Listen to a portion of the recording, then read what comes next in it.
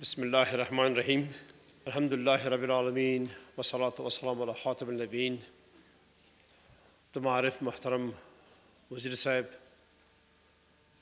راغلو مشرانو د افغانستان، وزیرانو محترمو میلمنو،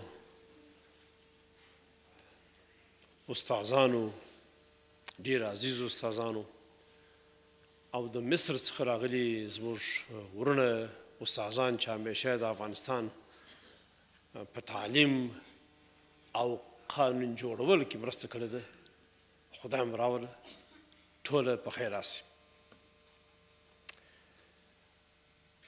خب همه ما با یاد داریم 12 سال پیشه و افتتاح درس و تعلیم و نواختن زنگ معارف. از روز تا امروز الحمدلله فاصله سخت زیاد و مؤثر و زیبا را طی کردیم. کامیابیش از ملت افغانستان است، چون در آغاز کار 12 سال پیش اولین عکسی را که دیدم، اولین صحنه را که دیدم از دخترها و بچه های افغانستان و رفتنشان به مکتب بود و هر گوشه کشور که می رفتم امی عکس و امی صحنه تکرار می شد. هر سفید و بزرگواری از خاک ما به کابل می آمد از بیرون، از کلانهای قوم، از مشران قوم تا علمای کرام دین تا نماینده های مردم ما، از دیدن اطفال ما در حال رفتن به مکتب خوشحال می شدن و می آمدن قسم می کردن که رئیس صاحب فلانی جای می رفتم، دخترکا و بچکا دین مکتب می رفتن، بسیار بزرگ. حقیقتاً که ای از بهترین لذت‌های زندگی ما بود. هرچند حالات غم به این کشور بسیار آمد، ولی او حالات غم و درد ما را باز رفتن اطفال ما به مکاتب پس دور میکرد و ما را به خوشحالی و امیدواری بزرگ به آینده دوباره می آورد و جلب می کرد. وزیر صاحب معارف به تفصیل و برحق از کامیابی های معارف افغانستان صحبت کردن. من فقط چند چیز محدود براتون تکرار می کنم که تکرار کردیم همیشه باز هم تکرار می کنم. 1000 بار، میلیون بار تکرار کنیم زیاد نمیشه. بیچارگی ما، بدبختی ما، تنگ دستی ما، احتیاج ما و ای که ما چطور از طرف قوت‌های بیرونی زیر پای شدیم، همه از نبود کفایت علمی و دانش و فن در کشور ما بود.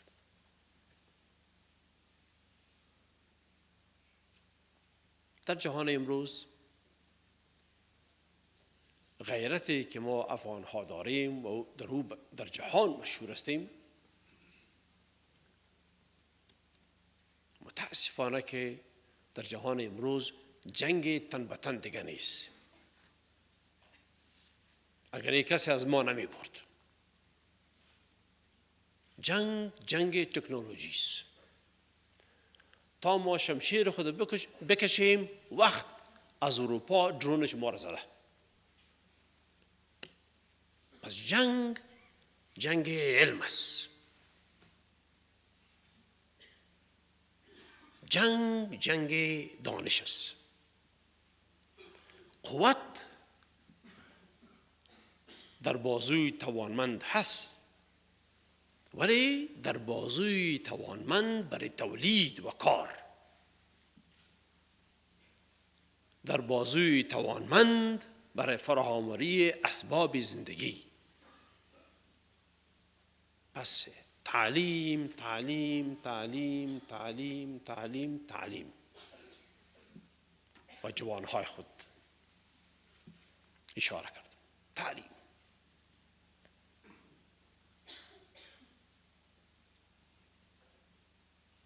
شما رنگ امروز افغانستان مقایسه با رنگ 12 سال پیش کنین. از کمرنگی 12 سال پیش ما بر رنگین بودن امروز ما.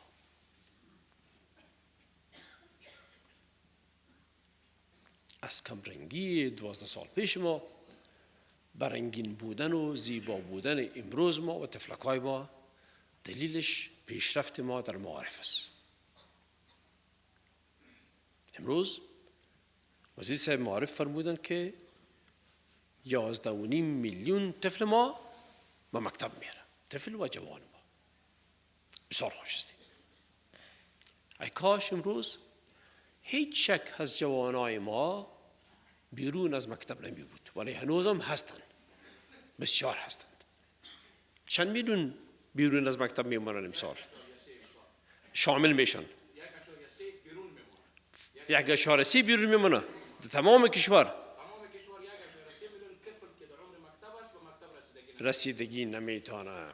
پس کوشش ما باید ای باشه کمی 1.3 میلیون به 0 برسه تا هیچ طفل افغانستان بیرون از مکتب نمانه و همگی صبح دویده به طرف مکتب برن. ای به شک افغانستان فرداره، افغانستان با قوت و با ثروت می سازه. ثروت علم، ثروت آموخته ها باعث ثروت اسباب زندگی میشه. ما پریروز در حمله تروریست های پرورش شده استخبارات جهانی باز هم مردم و ملکی خود از دست دادیم. در اون مردم ملکی ما 2 نفر طفلک ما هم بود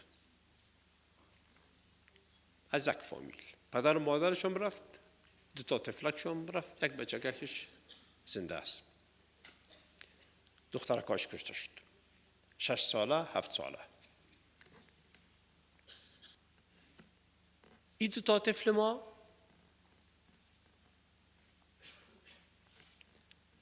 که پریروز کشته شدن به دست تروریست ها،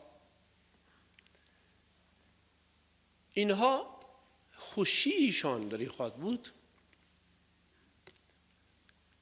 که میلیون ها طفل دیگه ما به مکتب برن. روحشان خوشحال خواهد بود در قبرشان که اونه ما را اگر تروریستی از بیرون آمد و کشت، میلیون ها طفل دیگه همسن ما با مکتب رفتن، خوشحال می باشن، خنده میکنن، بازی میکنن، ارواحشان بازی میکنن.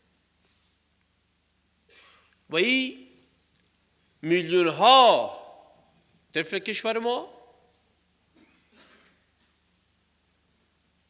شیر بچه های کشور ما، یک کاروان کامیابی است که به پیش میره.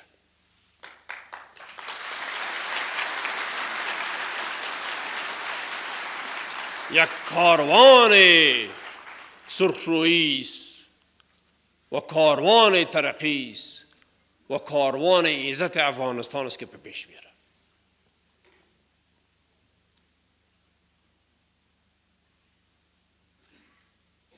اونهایی که از بیرون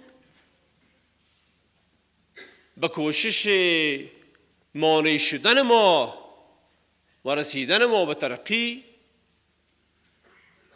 شغال‌های را روان میکنن تا شیر بچه های ما را مانع شوند، خبر ندارن.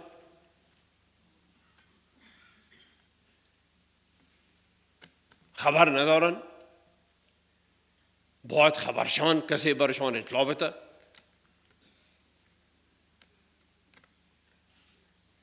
که هیچ فایده نداره. سالها کوشش کردین، ناکام ماندین و حالی که ما با کاروان بزرگ شیر بچه‌های افغانستان به طرف آینده و ترقی و پیشرفت روان هستیم، مانع شدن نمیتونیم. گرم بسی پایهای جوانای ما منطقه را به شور آورده، گرم گرم گرم گرم گرم روان هستند. درس و مکتب به دستشان روان است.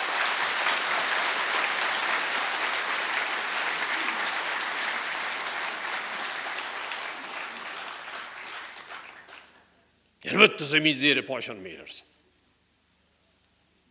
از هیبتی که ایجاد کردن. در 11 سال از پایین‌تر از 1 میلیون با 11.5 میلیون طفل مملکت به مکتب میره. هزارها جوان ما در خارج درس میخوره، لایق و برجسته. در هر ساحه زندگی که ما موقع یافتیم، پای بگذاریم، قدم بگذاریم،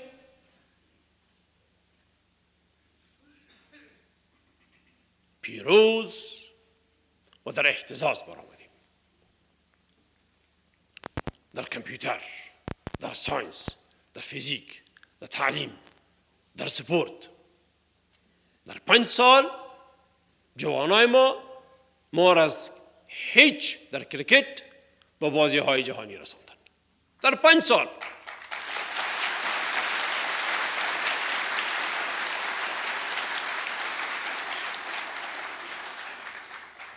انگلیس، پاکستان، هند، بنگلادش، استرالیا 1.5 سال کرکت بازی کردن. 1.5 سال ما در 5 سال چاره‌ایشان کردیم. در 5 سال.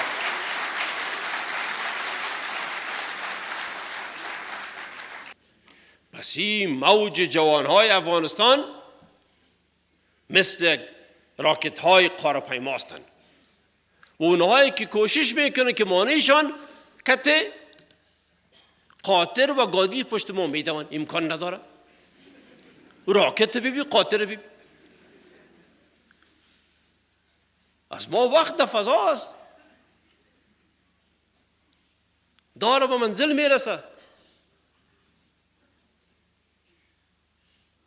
آینده ما از تعلیم همه جوانا مطمئن است. آینده نزدیکتر ما، آینده نزدیکتر ما که چند روز بعد است، حکومت جدید، رئیس جمهور جدید به دست مردم افغانستان است که با پای صندوق‌های رای برند با میلیون‌ها با مملکت از این مرحله ثبات به مرحله بهتر ثبات برسانند، از این مرحله حکومت داری به مرحله بهتر حکومت داری برسانند، از این مرحله زندگی سیاسی به مرحله محکم‌تر زندگی سیاسی برسانند. پس در حالی که جوانهای ما 11 میلیون به مکتب میرن، اگر کلانهای ما 8-9 میلیون برن کفایت میکنه. جوانهای ما 11 میلیون به مکتب میرن، 11.5 میلیون. اگر کلانهای ما به همین تعداد براین و رای بتن، نور علی نور. اگر کمتر براین تا 8-9 میلیون برسانن، افغانستان کامیاب است، به 6 میلیون هم کامیاب است. براین بیرون و رای بتن و کشورتان کامیاب بسازید.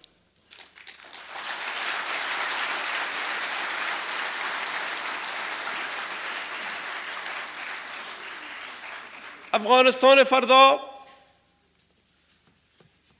خواهران و برادران عزیز، به اطمینان کامل که یک مملکت بهتر خواهد بود.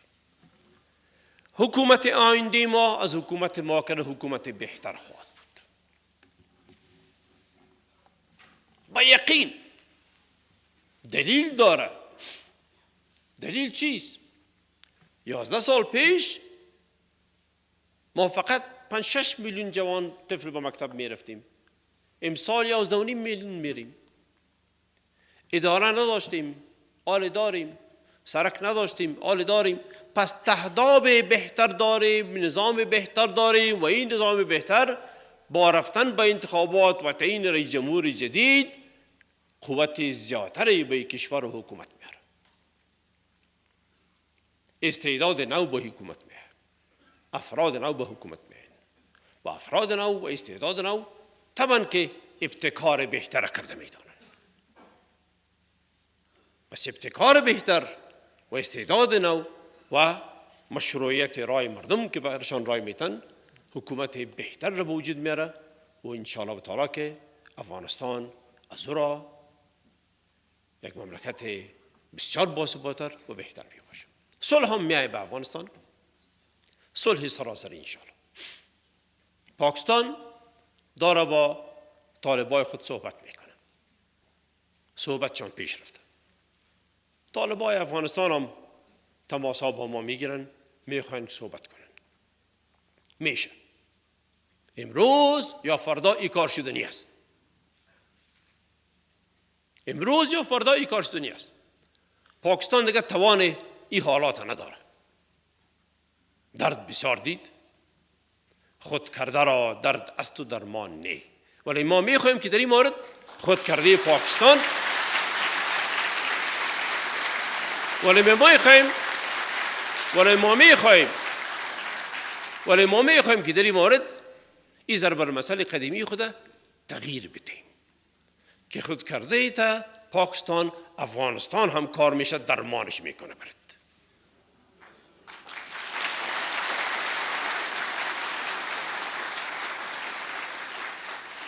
و درد تا کم میکنه و تداوی میکنه و زندگی به همراهت میکنه. پس صلح آمدنی است، میایه. اونهایی که در افغانستان از راه آشوب و خرابی میخواستن به منفعت خود برسن دانستن که از اون راه نمیشه، نه از راه زور، نه از راه تهدید، نه از راه تخریب. با افغانستان و افغانها فقط از راه ملایمت و دوستی میشه کار کرد و در دوستی ما بهترین دوست هستیم. تاریخ ثابت کرده. پس سالی که آغاز شد امروز که مبارک همه ایتان باشه، مبارک همه ایتان باشه، سال بهتری خواهد بود نسبت به سالهای دیگه. سال بعدتر از او، سال بعدتر از او، سال به سال بهتر شده میریم و سال به سال قوتمندتر شده میریم و سال به سال تفلکای ما جوانتر و کلانتر شده میرن و به بازوی اینها وطن ما آبادتر شده میره. مبارکتان باشه. بین که زنگ معرفه بزنیم بخیر که بریم به پیش. خوش آمدیم.